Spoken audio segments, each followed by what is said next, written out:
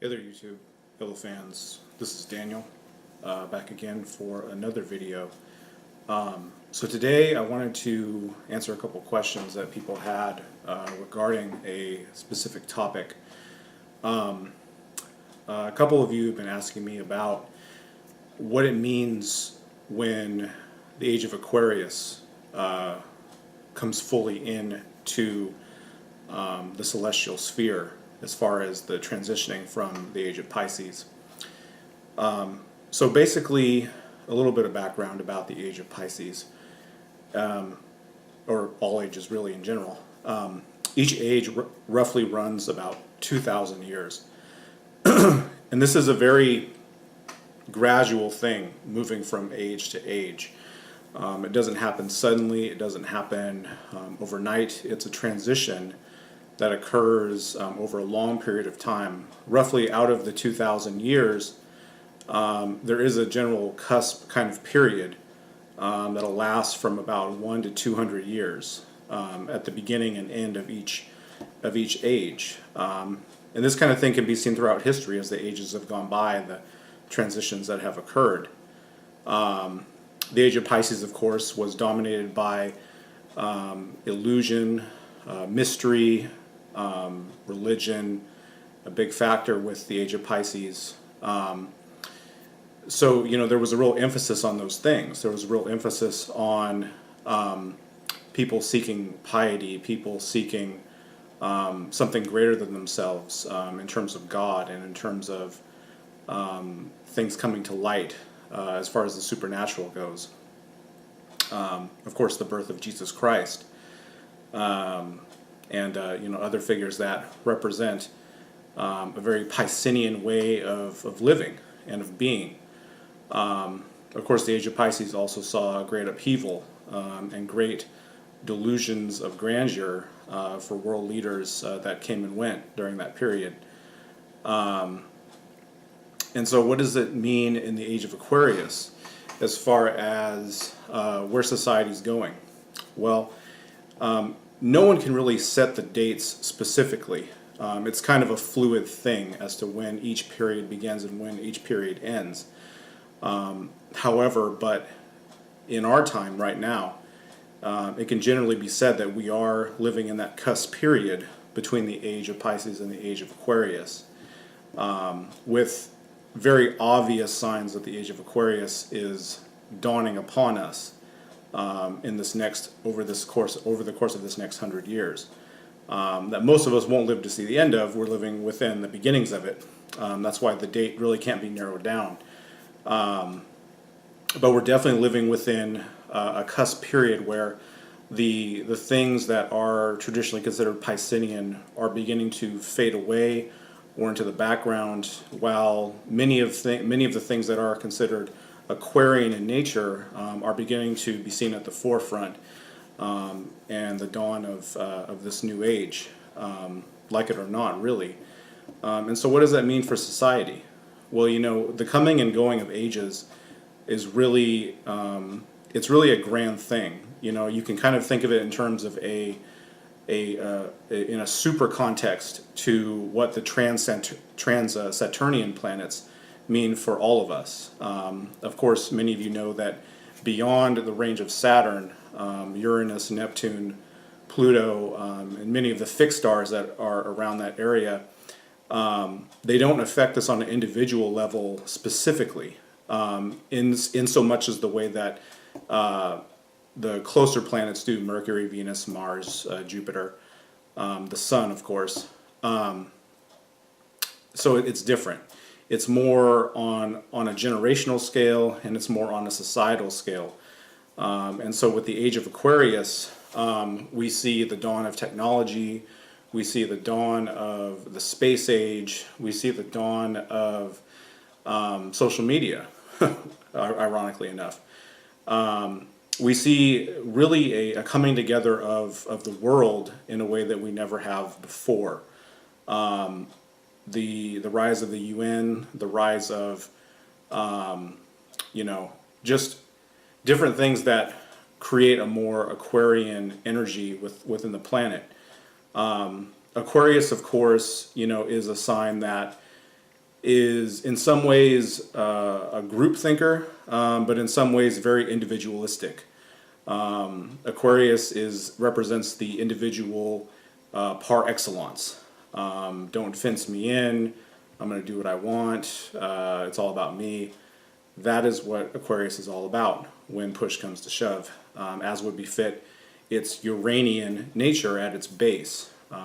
Some people link Aquarius to the planet Saturn, and that does have some reference there. There is a blend, but Aquarius, if you look at the nature of Uranus, you're going to see a lot more close of a link between those two. And so generally many of the things that were Piscean will either fall away or they will begin to transcend into things that are more Aquarian in nature.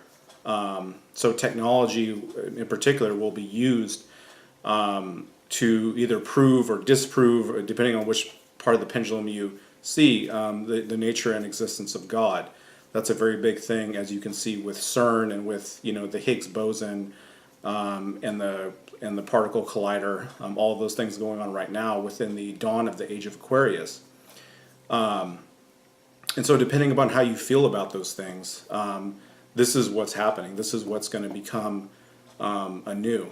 And so part of the downside, however, as we can see the beginnings of it with things like the Arab Spring that happened, beginning in 2011 in earnest, is the chaotic nature of Aquarius. Because as I said, Aquarius is primarily a Uranian influence sign. And so there is a real desire for upheaval, a real desire for, the tearing down of established order and of, in certain cases, religions, and really a reforming of society on what's good for the individual, what's good for the self.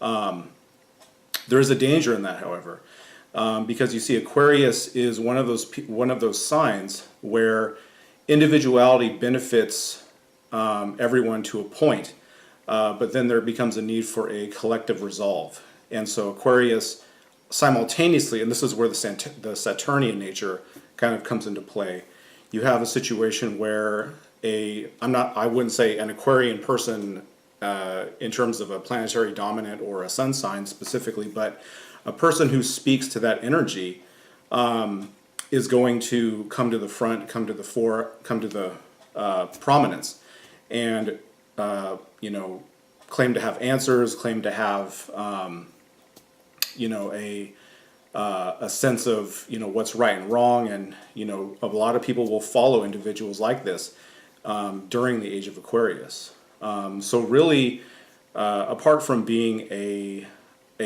tearing down of the old structures, it's really a reformation of new structures that are going to come into play within the age of Aquarius. Certainly we'll see travel to different planets, the moon, Mars, and beyond. Very Aquarius kind of undertaking.